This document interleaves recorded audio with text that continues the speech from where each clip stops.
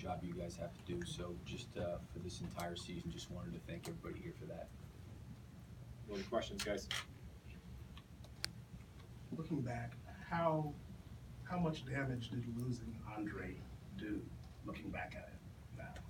Well, you know, you go back as a coach, and you know when you're in the midst of you know a long season, there's a lot of things that happen. I think you know as the season started, we clearly were an extremely elite defensive team with Andre out there.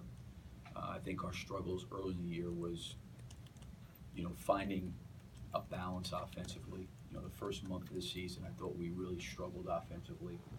I think once we got that kind of cleaned up, we started to play really, really good basketball. And then I think when Andre went down, it put us in a situation to kind of have to almost start over again, reinvent ourselves, find ourselves. You know, and then I thought, you know, towards the end of the season, we started to play better. But there were certainly different times during the season where, you know, we got one thing resolved and we're really moving in the right direction. Something popped up. We had to get something else, you know, resolved, you know, kind of go back to the drawing board. And I think with a team of so many new pieces, there was constant change going on, you know, during the course of the season. So, you know, it impacted our team. But I think the pickup of Corey, you know, late gave us some added length and size on the wing, and he did a really good job for us. But we were constantly, I think, evolving, you know, as the season, you know, unfolded from start to finish. When you talk about new pieces and, you know, the constant change the roster's had since you've been with the club, is that something that comes up in the off season or within conversations with Sam when it comes to your job security?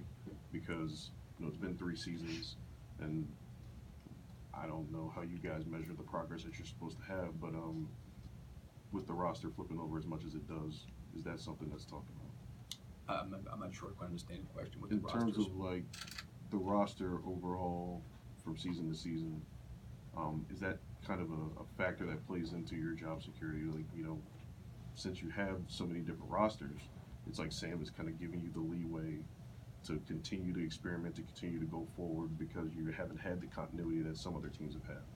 Yeah, I don't know. I think that, you know, basically things have changed since I've been here. You know, I kind of inherited a team that, you know, was kind of pretty much together for a long period of time. You know, then obviously there were some changes made, you know, once Kevin left, you know, and then there was some changes made this year, so the roster's changed. You know, I've got, like I've said this before, I've got a lot of trust and faith and confidence in Troy and in Sam. You know, I love working with those guys. I really have enjoyed the guys that are here right now. You know, every year the roster's turned over. I think we've had a great group of guys. But, you know, every year you're working with the players that you have. And I think Sam and Troy are making the best decisions to constantly try to help the team be better. Did you ever feel comfortable having the autonomy as a coach to say bench Carmelo Anthony or limit his minutes in the season? Because, you know, we saw in this series that he probably wasn't as effective as he had been in the regular season. But, you know, he was a detriment defensively at times as well. So did you have that autonomy as a coach, or did you feel like you had that throughout the entire season to be able to make the decision to put a guy on the bench when necessary? Yeah, I mean, Sam has totally let me, you know, coach the team. There's things that we talk about all the time, you know, about how to put our heads together to constantly evolve and grow the team. Carmelo, I think, has done a great job. You know, coming in, first thing was, I think, obviously changing positions for him, going from a small forward to a power forward. I think coming into a new role and trying to figure out how he can fit in and maybe, I don't want to use the word reinvent himself, but playing a role that maybe has been different for him throughout the majority of his career and some of the sacrifices that he's had to make. You know, and then again, I think decision-wise in the Jazz series, there was some things lineup-wise and things that we were trying to do differently that I felt like Jeremy could be really effective for us. But, you know, going into the last week and a half of the season, you know, I think Carmelo had a lot to do with us, you know, making the run that we did the last week and a half of the season. You know, he was incredible in the Houston game on the road, you know, one of the last games of the year to help us in that game. He was incredible in the first half. I think he had 20 points. He played really, really well at Miami. And then obviously we went into a team that in Utah was a really, really good defensive team. They were probably maybe the hottest team, you know, after the All-Star break with the way they were playing. There was some things that we did maybe a little bit differently, adjustment-wise, and, going with Jeremy there. But I don't think that should put the 2 games there should put into a microcosm of what Carmelo did the entire season. Really, last night you kind of touched on a feeling of optimism of, if you're able to keep this group together, the progress that you all can make this summer heading into training camp and next year. What maybe specifically about this group do you feel like has the chance to grow or take some steps forward? Well, there was things that we did really, really well this year. The first thing is that when you have half the roster change from one year to the next, the first thing you worry about is the connection, the chemistry, and how guys are together working with each other, because there's always going to be things you have to resolve and fix and work through. And the only way you're able to do that is by guys willing to work on those things. And I thought from start to finish, they were constantly trying to work on things to help us be a better team, okay? I think the character of the guys, the kind of people that they are, the fact that they were willing to sacrifice, willing to work together, willing to try to get better, really, really excited me. I was very, very optimistic going forward because of their willingness to do those things. Now, the other side of that too is I think every team has challenges to deal with, and our biggest challenge to try to figure out, I think, in this offseason is our consistency. That has been a problem. That's going to be obviously my major focus. I think it needs to be our team's major focus, is how do we become more consistent, because we did some things where we certainly played at elite level against some of the elite teams, so we know we can play with them. There were some moments that we played against teams that maybe were non-playoff teams that we weren't consistent. But those are things I think that we have to work on and we have to get better at for the team to continue to get better and to improve. But because of the people and the kind of guys they are, and the fact that the chemistry in the locker room and their willingness to work with one another, that's got to be the next step. And there was a lot of things for us to figure out with so many new faces coming in, and from start to finish, they were willing to do those things. Are you surprised the consistency wasn't there, considering they were willing, as you said, and you got some veteran guys, but you never seem to find that? Yeah, I mean, I think that for us, it's when I say I'm optimistic, about it is when we started the season, we were really, really bad on offense. I mean, really bad. We were like 24th in the league. The thing that was keeping us afloat the first month of the season was we were such an elite defensive team. We figured that part of it out, and we finished the season a top 10 offensive team in the league, going from 24. So that has a lot to do with those guys' willingness. The consistency part is stuff that we've all got to put our heads together. That will be my focus in the offseason. How do we get better being a consistent team, regardless of who we're playing? Now, it doesn't mean you're going to be perfect or you're not going to have a bad night, but we can be more consistent on what I consider the controllables, things that we have control over. We can be more of a consistent team, and I think that we've got to do that. We've got to be more consistent on offense with ball movement and player movement. We got to be more consistent on defense when it comes to transition defense and blocking out and the discipline on schemes. There's times we do it at a high level, and there was times we didn't do it at a high enough level. That's what we have to work on. That's I think every team always has a bear across or a burden that they've got to try to overcome. But I think over 82 games is a body of work that it's clearly in front of us of what we got to focus on and get to work on and figure out a way to improve. And because of the character of these guys and the kind of people they are, that's where our focus needs to be. So that kind of gives me a level of optimism and excitement with the group, because it's the first year together and there was a lot of information that came from this year that I think we can pinpoint and address. I think everybody knew coming into the season, how is this going to work, how they're going to all fit together, how they're going to gel, how they're going to mesh, how is all these things going to kind of come together. And everybody knew it was going to be a process, and the players knew it was going to be a process. But you're unable to, before the season starts, okay, what's going to be this team's challenge? I think everybody thought the challenge was, okay, how are all these guys going to fit in? Well, as the season went on, we got better offensively, and they fit in pretty well. But no one knew coming in, hey, this was going to be our challenge. We knew it as the season unfolded, but we've got to find a better way to get that resolved and fixed. When it comes to the Billy, is it your expectation that you will be back next year as head coach? And have you had conversations with Sam? Will you have conversations? I just said, I mean, I'm excited about the organization. I love working with Sam, the people that are here. So I haven't given any thought to that. My total focus has been how do we get better and improve. you and Sam, do you and Sam sit down after every season? Will you have that conversation at some point just about the season, about moving? Oh, we always talk about the season, you know, ways to get the team better, you know, different things that he's thinking about doing, you know, in the off-season. You know, like I said, I trust Sam and Troy, you know, with the personnel, that's what they do. And then obviously, you know, I'm dealing with the team. Do you feel like there's any need to maybe even mend fences with Carmelo? I mean, it's tough. The last 2 games for a guy who's been in the league as long as he has, with the pride that he has, to play less minutes in the final 2 playoff games. Any fences need to be mended there in terms of going forward with him?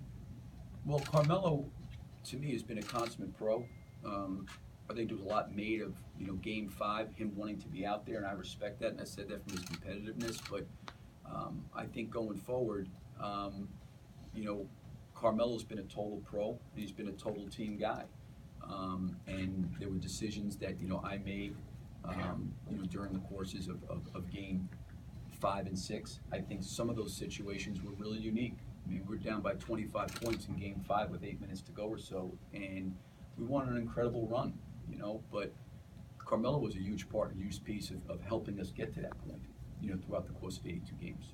As a coach, when they have that mentality of like our record is good against the better teams in the league or that were built for the postseason, do you feel that that's kind of dangerous to have as a mentality in the locker room? And I know there are a lot of things that we don't know that goes on. Well, I never felt we were built for the playoffs. You know, I don't think that I've never subscribed to that mentality.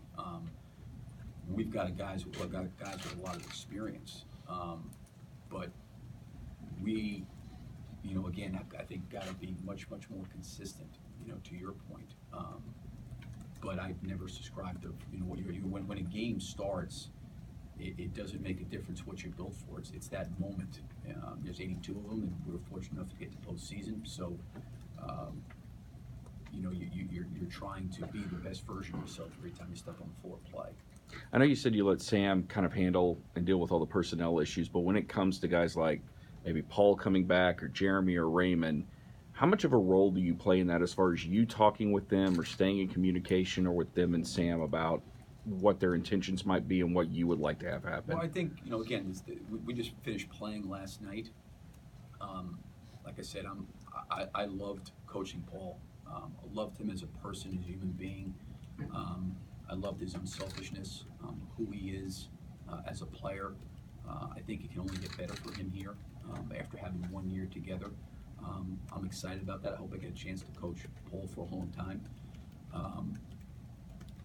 But Sam and Troy will sit down and talk with me about, you know, those things. But we haven't had time. We got in last night at 4 o'clock in the morning, and you know, came in here this morning to do this, and then we meet with the team and have exit interviews. So there'll be a time and place for all that this week. Billy, anything that Russ does is always magnified, good performance, bad performance. But what have you seen from him? Just the way he was able to adapt himself to a different team, just from last year's situation going into this year again, and what did you see from him? You know, I think some of Russell's struggles to start the year were him trying to incorporate a bunch of new guys to our team. And I think as he figured things out, he got better and better as the season went along.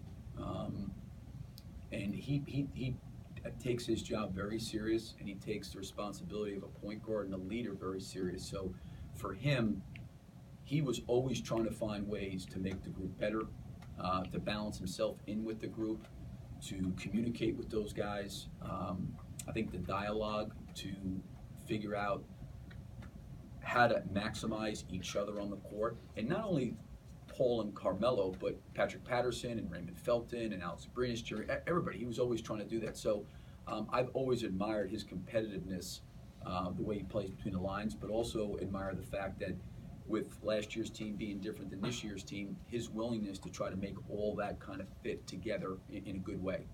Billy, you look back on the season in its totality, is there something you personally would like to improve on or, you know, maybe address differently as you move forward with your coaching career in this league? Well, I mean, every year as a coach, you're always trying to evaluate, you know, areas that you can help your team get better and improve, and I'll always evaluate, you know, things I can try to do better. So that's no different for me. I've done that my whole entire career. I feel a strong sense of always wanting to improve and get better individually, but also finding ways to help our group improve and get better. So these experiences, I had a conversation with Mo Cheeks about this, and he said, I've been in the league for 40 years, and I only had a chance to experience a ring one time in my life. They're so hard. Obviously I've been in college for the majority of my career, and now this being my third year in the NBA, I've had a chance to experience championship twice. So when you sit there and a season comes to a close, I've learned that you can't just take bad year, good year, because does that mean it was wasted? Like if you're not happy at the end of the year because you're the last team standing, was everything for nothing? And there was probably a point in time in my career I really felt that way. And then I learned it's really about what did you learn, and what do you take what you learned, and how do you apply it to get yourself better? And through those experiences, you individually grow, and I think you help the team grow. So for me, that's my focus on, okay, how do we become more consistent? How do we do a better job of being more consistent on both ends of the floor? How do we do a better job of having at times really, really good ball movement and other times is not good ball movement? Like, how do we do those things? So these are, I think, lessons that you learn and grow from. But the biggest thing is, how do you apply what you've learned and what you've grown from to make yourself and the group better the following year? Billy, you had the experience with Kevin in his final season and then going into free agency. And then now you have the experience with Paul potentially going into free agency as well. We kind of shied away from making the comparisons between those two because obviously they're both two different people, but it's undeniable that they're both superstar talents at that small forward position with big decisions to make. Just the feel that you got from Kevin going into his final days here, how does that compare to the feel you got going into Paul's? Yeah, I don't know if I can compare that. I mean, like I said, I think Paul, was, and so was Kevin. I really enjoyed being with Kevin, but I think they're two totally different people. I think for Paul, like I said earlier, I think this being his first year, I love coaching, love being around him. I think we're only going to be better next year after having a year under our belt. And like I said earlier, I hope I get the opportunity to coach him, several more years for a long time. Billy, another guy's going to have a decision to face is Jeremy. What do you just think about where he went from A to B to start to the end of the season, and what do you think about the future? Well, Jeremy, when he came here, was a little bit different for me because I had a chance to coach him 2 years at USA Basketball, so there was a prior relationship with him coming here. I feel the same way about him. He's a great guy. Hope I get the chance to coach him a long time as well.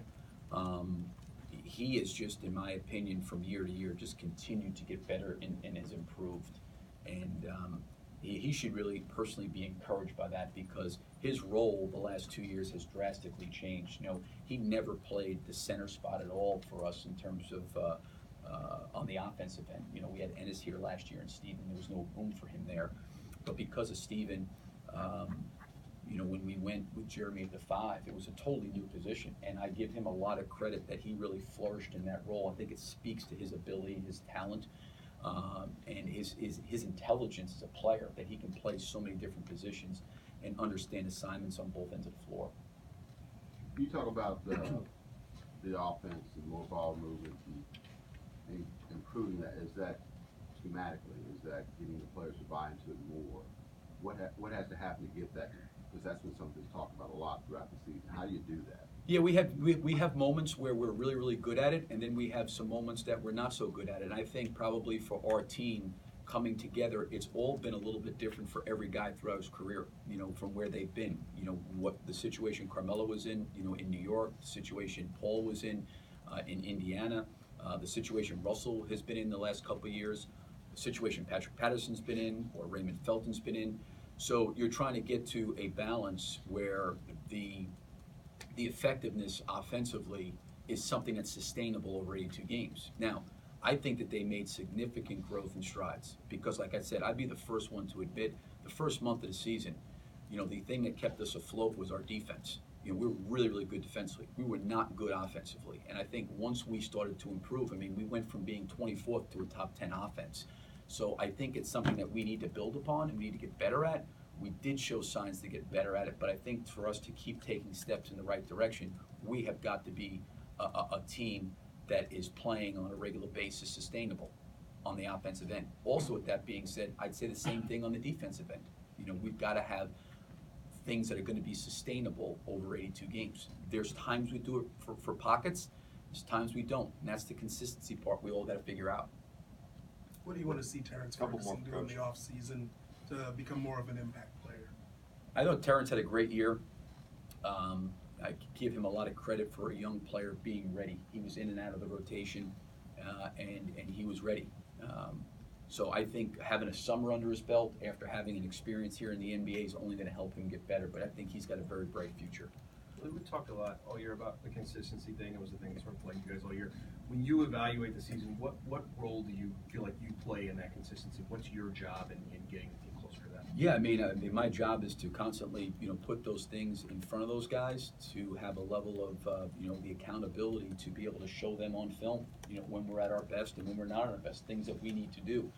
I think like anything else, you've got to build habits in those areas, and sometimes when the habits maybe aren't there, you have a tendency to revert back to kind of what you know a little bit, and that's for all of our guys. But we've got to be able to see those things, look at those things, accept those things, and understand that that's a challenge for us that we've got to overcome as a team. And going into the season, I always write down things that are going to be challenges for our team.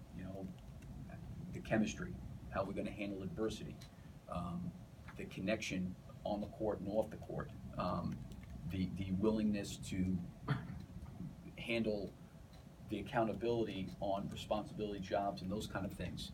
And then as you're going through, I think as your team evolves, you find things that are holding your team back.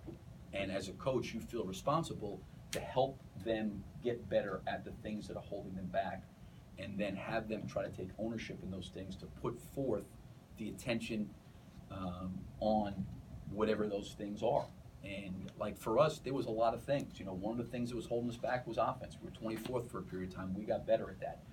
We were really getting hurt on the defensive glass, in the beginning of the year. We got better at that. We were a team that finished top 10, but we were one of the worst free throw shooting teams in the league, and we were still top 10. I mean, we probably left 4 or 5 points every game on the board. Can we get better free throws? So there's a lot of things you look at that are holding your team back that you try to put in front of the guys to get them to constantly grow and get better at those things. And there's a lot on those guys' plates. They got to play. They're dealing with scout reports and those kind of things. But you're always trying to, as a coach, put things in front of them that are going to help move the needle to help our team get better. Billy, It's you way- talked last one for Coach. all year about the sacrifices that Melo's made. He being one of the guys who made the most sacrifice. At the number he's coming back at next year, if he does come back, can you get him to take a reduced role? Can you get him to come up? I don't listen. Though Carmelo, and I get it. He is a guy that I got an enormous amount of respect for.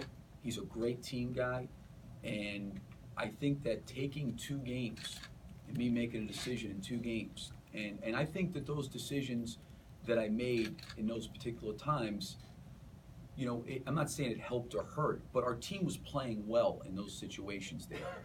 So Carmelo's an important piece to this, for us, and he's part of the team like anybody else. And I appreciate the fact that this guy has been a 10-time All-Star. He's come into a situation where he's had to totally reinvent himself. He's tried everything to do that.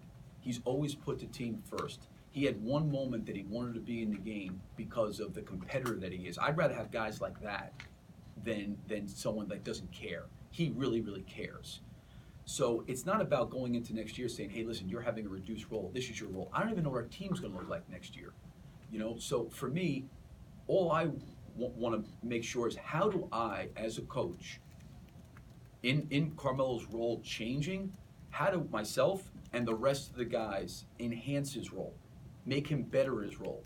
Because he's not isoing as much as he did in New York, it's the responsibility of myself and the rest of the group to try to find ways for him to get more shots and to take more threes and to get him in good spots to the floor. That's everybody's responsibility. And I think for Carmelo, I give him credit because there was times where, he probably could have gotten more shots up, but maybe we missed him. By no one's fault to no one doing anything intentionally, but it was all different for him in a lot of ways, and he could not have handled himself any better. And I have great respect for him for that. Philip, can you comment on Last Steven one. Adams? Just last one. his season and where you think his ceiling can be? Because he made a big jump this year. Wow, where can he go? I don't know if you've talked to him. I think Steven, I haven't talked to anybody yet. I think Steven's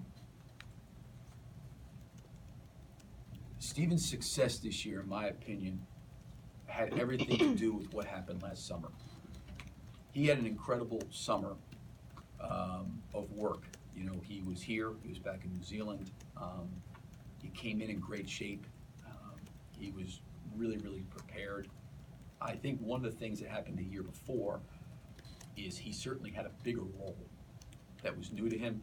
It was the first time he had to go through it.